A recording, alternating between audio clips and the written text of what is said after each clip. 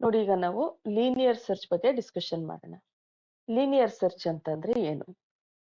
ಇಲ್ಲಿ ಒಂದು ಅರೆಯನ್ನ ಕೊಟ್ಟಿದ್ದಾರೆ. ಅರೆಯಲ್ಲಿ 20, 10, 40, 30 ಮತ್ತೆ 50 ಅಂತ ಹೇಳಿ 5 ವ್ಯಾಲ್ಯೂಸ್ ಅನ್ನ ಕೊಟ್ಟಿದೀವಿ. ಇದರಲ್ಲಿ ನಾನು ಒಂದು ವ್ಯಾಲ್ಯೂನ ಸರ್ಚ್ ಮಾಡಬೇಕು. ಈಗ ಸರ್ಚ್ ಅಲ್ಲಿ 40 ಅಂತ ಹೇಳಿ ಇನಿಷಿಯಲೈಸ್ ಮಾಡ್ಕೊಳ್ತೀನಿ. 40 ಅನ್ನೋದು ಈ ಲಿಸ್ಟ್ ಅಲ್ಲಿ ಇದೆಯಾ ಅಂತ ಹುಡುಕ್ಬೇಕು. ಯಾವ ರೀತಿ ಹುಡುಕುತ್ತೆ ಅಂತ ಹೇಳಿದ್ರೆ, ಇದಕ್ಕಿಂತ ಮುಂಚೆ ನಾನು ನಿಮ್ಗೊಂದು ಸಣ್ಣ ಎಕ್ಸಾಂಪಲ್ ಕೊಡ್ತೀನಿ.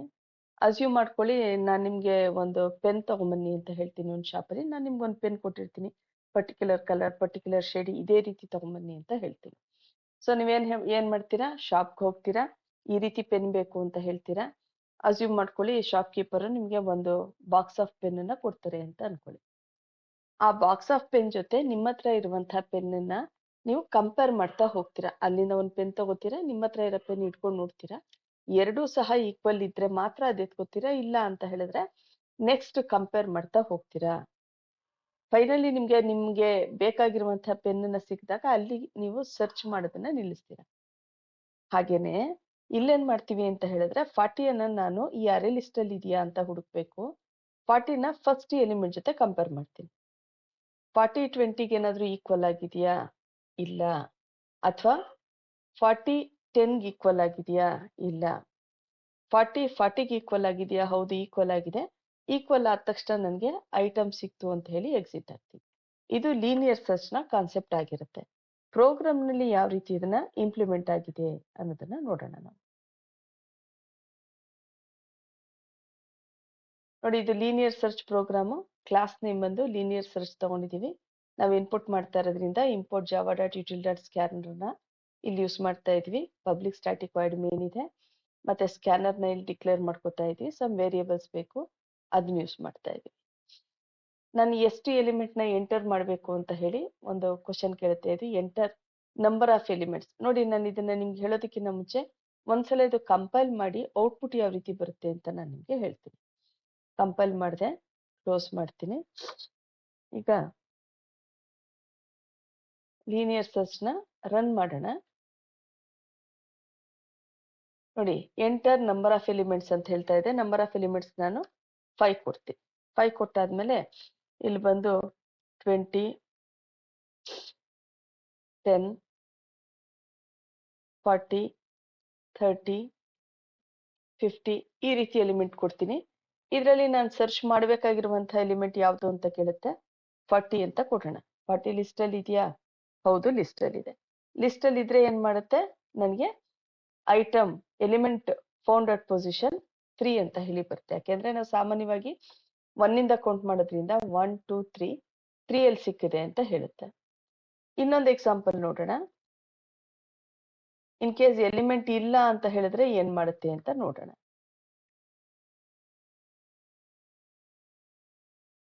So enter number of elements ಅಂತ ಹೇಳ್ತೀರಾ. ಅಫ್ಕೋರ್ಸ್ ಇಲ್ಲೂ 5 ಅಂತ ಕೊಡ್ತೀನಿ. 1 2 3 4 5 ಇದು ನನ್ನ ಎಲಿಮೆಂಟ್ಸ್. ಯಾವ್ದನ್ನ ಹುಡುಕ್ಬೇಕು? 100 ಇದೆಯಾ ಅಂತ ಹುಡುಕ್ಬೇಕು. 100 ಲಿಸ್ಟ್ ಅಲ್ಲಿ ಇದೆಯಾ? ಇಲ್ಲ. ಇಲ್ಲ ಅಂತ ಹೇಳಿದ್ರೆ ಎಲಿಮೆಂಟ್ ನಾಟ್ ಫೌಂಡ್ ಅಂತ ಹೇಳುತ್ತೆ. ಇದನ್ನ ನಾವು ಲೀನಿಯರ್ ಸರ್ಚ್ ಮೆಥಡ್ ಅಲ್ಲಿ ಪ್ರೋಗ್ರಾಮ್ ಅನ್ನ ಅನಲೈಸ್ ಮಾಡೋಣ. ಔಟ್ಪುಟ್ ಅರ್ಥ ಆಯ್ತಲ್ಲ? ಈಗ ಪ್ರೋಗ್ರಾಮ್ ನೋಡೋಣ. ಓಕೆ, ನೋಡಿ, ಇಲ್ಲಿ ಎಂಟರ್ ನಂಬರ್ ಆಫ್ ಎಲಿಮೆಂಟ್ಸ್ ಅಂತ ಹೇಳ್ತಾ ಇದೆ. ಎನ್ಗೆ ನಾನು 5 ಅಂತ ಹೇಳಿ ಕೊಡ್ತೀನಿ. ಎನ್ ಇಸ್ ಈಕ್ವಲ್ ಟು ಇಲ್ಲಿ 5 ಆಗಿದೆ. ಇಲ್ಲಿ ಅರೆ ಎಲಿಮೆಂಟ್ ನ ಇನ್ಪುಟ್ ಡಿಕ್ಲೇರ್ ಮಾಡ್ಕೋತಾ ಇದೀವಿ. ಏನಲ್ಲಿ ಎಂಟರ್ ಎನ್ ಎಲಿಮೆಂಟ್ಸ್ ಅಂದ್ರೆ ಎಂಟರ್ 5 ಎಲಿಮೆಂಟ್ಸ್ ಅಂತ ಹೇಳ್ತೀರಾ. I is equal to 0, i less than n, i plus plus. F i is equal to s c dot next int ಅಂದ್ರೆ ಆಕ್ಚುಲ್ ಆಗಿ ಇಲ್ಲಿ ಬಂದು ನಾವು ಅರೆಗೆ ವ್ಯಾಲ್ಯೂನ ಇನ್ಶಿಯಲೈಸ್ ಮಾಡ್ತಾ ಹೋಗ್ತೀವಿ. ಏನಂತ ಇನ್ಶಿಯಲೈಸ್ ಮಾಡ್ತೀವಿ? ಇಲ್ಲಿ ಎಗೆ ಫಾರ್ ಎಕ್ಸಾಂಪಲ್ ಇಲ್ಲಿ 20 0th ಲೊಕೇಶನ್ ಅಲ್ಲಿ ಇದೆ, ಮತ್ತೆ 10 ಬಂದು 1 ಲೊಕೇಶನ್ ಇದೆ, 40 ಬಂದು ಸೆಕೆಂಡ್ ಲೊಕೇಶನ್ ಅಲ್ಲಿ ಇದೆ, 30 ಬಂದು ಥರ್ಡ್ ಲೊಕೇಶನ್ ಅಲ್ಲಿ ಇದೆ, 50 ಬಂದು 4th ಲೊಕೇಶನ್ ಅಲ್ಲಿ ಇದೆ. ಈ ರೀತಿ ವ್ಯಾಲ್ಯೂಸ್ ಅನ್ನ ನಾವಿಲ್ಲಿ ಇನ್ಪುಟ್ ಮಾಡ್ಕೊಳ್ತೀವಿ. ಇನ್ಪುಟ್ ಮಾಡ್ಕೊಂಡಾದ ನಂತರ system dot out dot println enter element to search. ಇಲ್ಲಿ ಬಂದು search is equal to s c dot next int ಅಂತ ಹೇಳ್ತೀರಾ. ಈಗ ಸರ್ಚ್ಗೆ ನಾವಿಲ್ಲಿ ವ್ಯಾಲ್ಯೂ ಕೊಡೋಣ.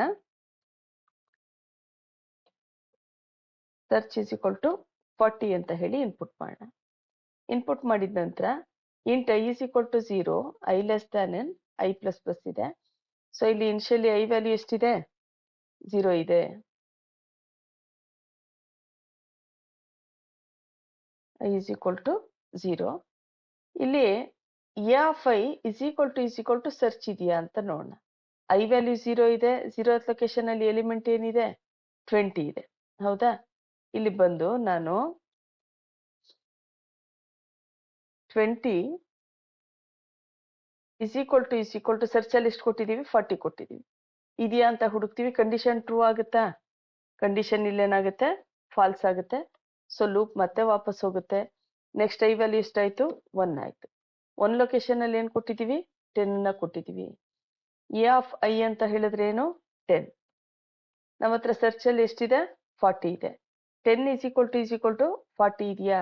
ಇಲ್ಲ, ಕಂಡೀಷನ್ ಫಾಲ್ಸ್. ಸೊ ಇಫ್ ಒಳಗಡೆ ಬರೋದಿಲ್ಲ. ಮತ್ತೆ ಫಾರ್ ಲೂಪಿಗೆ ವಾಪಸ್ ಹೋಗ್ತೀರಾ. ಐ ವ್ಯಾಲ್ಯೂ ಎಷ್ಟಾಗುತ್ತೆ ಈಗ? 2 ಆಗುತ್ತೆ. 2 ಆದಾಗ ಎ ಆಫ್ ಐ ಅಂದ್ರೆ ಏನ ಸೆಕೆಂಡ್ ಲೊಕೇಶನ್ ಅಲ್ಲಿ 40 ಇದೆ. ಕೀ ಎಲಿಮೆಂಟ್ ಬಂದು 40 ಇದೆ. 40 ಇಸ್ ಈಕ್ವಲ್ ಟು 40 ಟ್ರೂ ಆಗುತ್ತಾ? ಹೌದು, ಟ್ರೂ ಆಗುತ್ತೆ.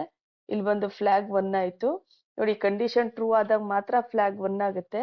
ಬೇರೆ ಸಂದರ್ಭದಲ್ಲಿ ಫ್ಲಾಗ್ ವ್ಯಾಲ್ಯೂ 0 ಅಂತ ಇಲ್ಲಿ ಇನಿಷಿಯಲೈಸ್ ಮಾಡಿರ್ತೀವಿ. ಸೊ ಫ್ಲಾಗ್ 1 ಆಯ್ತು.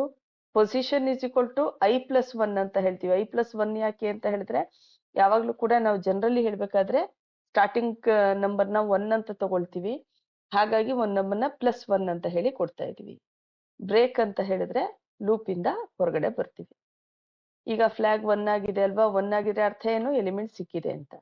ಈ flag is equal to 1, element found at position 3 ಅಂತ ಹೇಳುತ್ತೆ. ಒಂದು ವೇಳೆ ನಾನು ಇಲ್ಲಿ ಸರ್ಚ್ ಮಾಡ್ತಾ ಇರುವಂತಹ ಎಲಿಮೆಂಟ್ ಇನ್ಯಾವುದೋ ಕೊಟ್ಟೆ, ಫಾರ್ ಎಕ್ಸಾಂಪಲ್ 40 ಬದಲಾಗಿ 400 ಎಷ್ಟೋ ಕೊಟ್ಟೆ ಅಂತ ಅನ್ಕೊಳ್ಳಿ. 400 ಲಿಸ್ಟ್ ಅಲ್ಲಿ ಇದೆಯಾ? ಇಲ್ಲ. ಇಲ್ಲ ಅಂದ್ರೆ ಈ ಅರೇನ ಕಂಪ್ಲೀಟ್ ಆಗಿ ಎಕ್ಸಿಕ್ಯೂಟ್ ಮಾಡಿದ್ರು ಸಹ ನಂಗೆ ಕಂಡೀಷನ್ ಟ್ರೂ ಆಗೋದಿಲ್ಲ.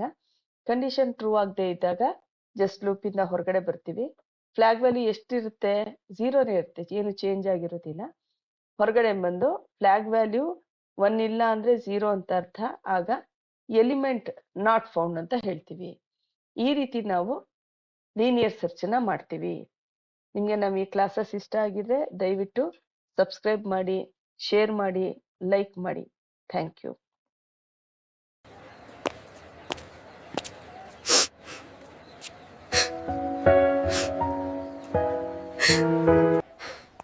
ಏನಾಯ್ತೆ ಅನು? ಯಾಕೆ ಅಳ್ತಾ ಇದೀಯಾ? ಯಾಕೆ ಏನಾಯ್ತು? ಈ ಪ್ರೋಗ್ರಾಮಿಂಗ್ ಸಬ್ಜೆಕ್ಟ್ ನನಗೆ ಸರಿಯಾಗಿ ಅರ್ಥ ಆಗ್ತಿಲ್ಲ. ಎಕ್ಸಾಮ್ ಇನ್ನೂ 1 ಮಂತ್ ಕೂಡ ಇಲ್ಲ. ನಾನು ಎಕ್ಸಾಮ್ನಲ್ಲಿ ಫೇಲ್ ಆಗ್ಬಿಡ್ತೀನಿ ಕಣೆ. ಅಯ್ಯೋ ಅಷ್ಟೇನಾ? ನಮ್ ಮಂಡ್ಯದಲ್ಲೇ ಎಡಿಟ್ ಕಂಪ್ಯೂಟರ್ ಸೆಂಟರ್ ಇರುವಾಗ ಯಾಕೆ ಚಿಂತೆ ಮಾಡ್ತೀಯಾ? ಅಲ್ಲಿ ನಿನ್ಗೆ ಬೇಸಿಕ್ ಟು ಅಡ್ವಾನ್ಸ್ ಲೆವೆಲ್ ವರ್ಗೆ ಹೇಳ್ಕೊಡ್ತಾರೆ.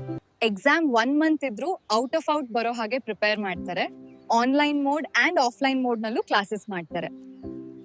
ಹೌದಾ? ಸರಿ, ಹಾಗಾದ್ರೆ ಇವತ್ತೇ ಜಾಯ್ನ್ ಆಗ್ತೀನಿ. ಎಕ್ಸಾಮ್ಗೆ ಎಷ್ಟೇ ಕಡಿಮೆ ಸಮಯ ಇದ್ರೂ class 10th Java, PUC Python and degree subjects 100% perfect ಆಗಿ ಪ್ರಿಪೇರ್ ಮಾಡ್ತೀವಿ.